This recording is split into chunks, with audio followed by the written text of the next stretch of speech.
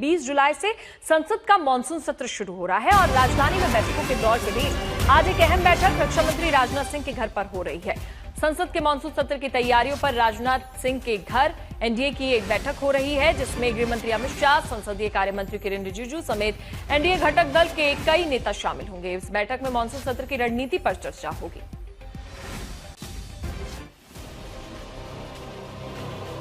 राम मंदिर चढ़ावा चोरी, नीट पेपर लीक, परिसीमन बिल, पेट्रोल में एथनॉल, ये वो 4 बड़े मुद्दे हैं जिस पर 20 जुलाई से शुरू हो रहे संसद के मानसून सत्र में हंगामे के पक्के आसार हैं।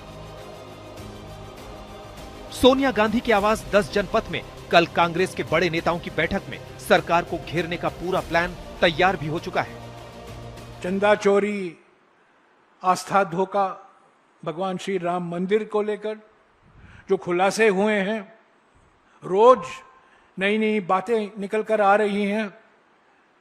बीजेपी आरएसएस द्वारा जो किया गया, जो चंदा चोरी, आस्था धोखा का कांड रचा गया है अयोध्या में, वो मुद्दा जरूर हम उठाएंगे और भी विपक्ष की पार्टियां उठाएंगी। सरकार को भी पता है कि मानसून सत्र में हंगामा तय है, लेकिन सरकार भी विपक्ष के हमलों का जवाब देने के लिए अपनी तैयारियों को अंतिम रूप देने में लगी है। आज रक्षा मंत्री राजनाथ सिंह की अगुवाई में उनके आवास पर एनडीए की बैठक होगी। बैठक में बीजेपी की तरफ से राजनाथ के अलावा गृह मंत्री अमित शाह, संसदीय कार्य मंत्री किरेन रिजिजू, कानून मंत्री अर्जुन राम मेघवाल, संसदीय कार्य राज्य मंत्री एल मुरुगन मौजूद होंगे, तो तेलुगु देशम से नागरिक उड्डयन मंत्री के राम मोहन नायडू, जेडीएस से भारी उद्योग मंत्री एचडी कुमारस्वामी और जेडीयू से पंचायती राज्य मंत्री राजीव रंजन सिंह उर्फ ललन सिंह शिरकत करेंगे। बैठक में मानसून सत्र में एनडीए की रणनीति पर चर्चा होगी। संकेत पहले से साफ है कि विपक्ष के हमलों का करारा जवाब दिया जाएगा। वो लोग हैं जिन्होंने पूरी जिंदगी राम जी के मंदिर का आंदोलन का विरोध किया।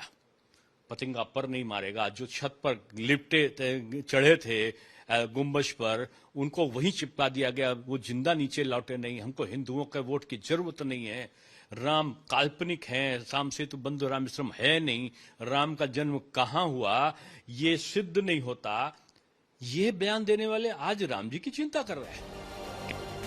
मानसून सत्र से पहले दिल्ली में लगातार बैठकों का दौर जारी है। मंगलवार को गृह मंत्री अमित शाह के साथ बीजेपी अध्यक्ष नितिन नवीन, यूपी के सीएम योगी आदित्यनाथ और शिवसेना के एकनाथ शिंदे मिल चुके हैं, जबकि बुधवार को पीएम के साथ नितिन नवीन, अमित शाह और बीएल संतोष की 2.25 घंटे की मुलाकात हो चुकी है। और अब आज एनडीए की बैठक, पीयूष मिश्रा और राहुल गौतम के साथ हिमांशु मिश्रा, दिल्ली आज तक। हिमांशु जुड़ गए हमारे साथ। हिमांशु, क्या माना जाए, इस बार सरकार क्या पूरी तरह से तैयार लग रही है? क्योंकि पिछली बार जो कसर रह गई थी, क्या उससे अब उबर चुकी है सरकार? देखिए, बिल्कुल सरकार की स्ट्रेटेजी बिल्कुल साफ है कि महिला आरक्षण बिल जो है वो 2029 के लोकसभा चुनाव में जो है उससे पहले लागू हो जाए, और उसके साथ साथ जो है परिसीमन बिल को भी जो है इस संसद के सत्र में जो है वो मंजूरी मिल जाए, और इस बार जो महिला आरक्षण बिल लागू हो और जो परिसीमन हो वो 2011 के सेंसस के आधार पर हो। तो कहीं ना कहीं सरकार की कोशिश है कि जो अपोजिशन पार्टीज हैं उनके ज्यादातर दल जो है, जो उन्होंने पिछली बार इस बिल को अपोज किया था, वो साथ आए। इसमें डीएमके से उनकी बातचीत चल रही है।